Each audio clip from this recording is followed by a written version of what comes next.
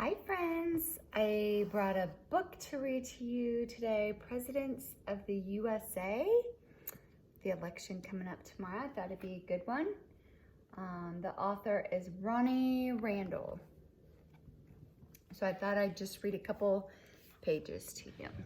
So the first one is about the president. So the president is the leader of the United States government. He is elected every 4 years along with his vice president, who takes over if the president cannot finish his term.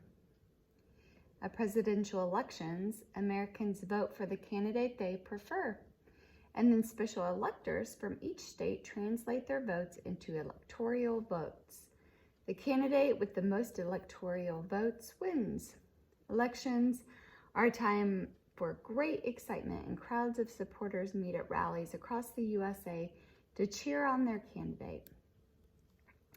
When the election is over, the president chooses his cabinet, which is a group of men and women who help him govern the country and make important decisions. The president and his cabinet carry out the laws made by Congress, which meets in the Capitol building. The president and his family live in the White House in the nation's capital of Washington, D.C. The president carries out all of his most important work in the Oval Office. And when it's time to relax, the White House has a tennis court, a jogging track, a bowling alley, and even a cinema. The White House has 5,000 visitors every day. So our very first president was George Washington. And after the defeat of the British Army in the Revolutionary War, which was 1775 to 1783, George Washington became the very first president of the newly formed United States of America in 1789. He was the natural choice as he was a great soldier was a soldier of great reputation and had led the colonial forces against the British. Washington had been one of 12 men who wrote the Constitution, which is a document that outlines the political principles on which the new nation was formed and states the rights of its citizens. When he became the president, Washington had to form a tax and a legal system. He created the Supreme Court and built the new nation's capital city, which was named after him. Washington was not a natural public speaker.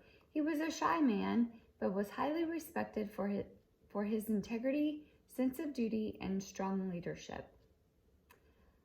A fun fact, which is kind of a gross fact, by the time he became president, Washington had only one real tooth. He wore dentures made of human and animal teeth, ivory, and even lead. George Washington was president from 1789 to 1797. He was born in 1732 in Westmoreland County, Virginia. His previous jobs were surveyor, planter, and soldier. His political party was Federalist. His vice president was John Adams. His first lady was his wife, Martha. Nickname was Father of his Country.